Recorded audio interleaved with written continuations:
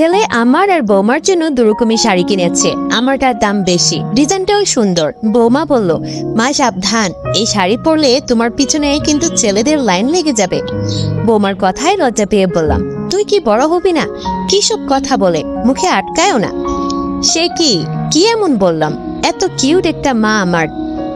হয়েছে, আর আকামের কথা বলতে হবে না। রাত হয়েছে, খেতে দে, সবার খিদে পেয়েছে। খাওয়া দাওয়া করে শুয়েছে সবাই। আমার কোমরের ব্যথাটা হঠাৎ বেশিছে। ব্যথা সহ্য করতে না পেরে ঘরের বাইরে হাঁটছি। না চাইতেও ছেলের ঘর থেকে ছেলে আর বৌমার কথাবার্তা কানে এলো।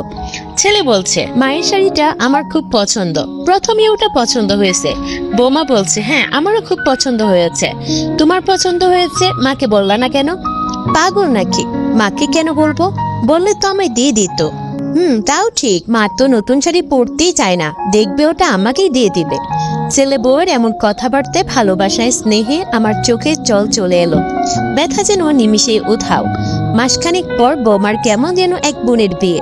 আগের রাতে আমার ঘরে এসে বলল, মা তোমার শাড়ি আর বালাজোড়া দিও তো, বোনের বিয়েতে যাব।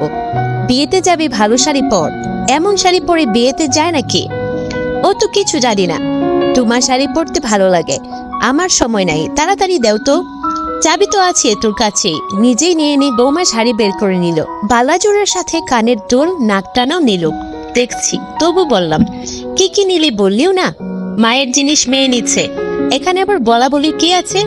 কথাটা বলে ও বাচ্চাদের মতো মুখ ভেঙচি দিয়ে চলে গেল। রাগ দেখিয়ে বললাম, আলমারির তালাটা তো লাগাবি নাকি? তুমি লাগাও, আমার অনেক কিছু গোছানোর বাকি আছে। পরের দিন ভোরে ছেলে বউ দুজনে চলে গেল বিয়ে খেতে। 3 বেলা ফোন করে বৌমা আমার আর স্বামীর ওষুধ চিনিয়ে দেয়।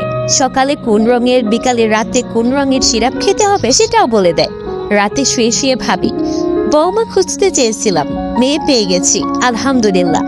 এমন বৌমা আর এমন শাশুড়ি সবার ঘরে থাকলে কোনো সংসারেই অশান্তি তৈরি হতো না, সত্যি।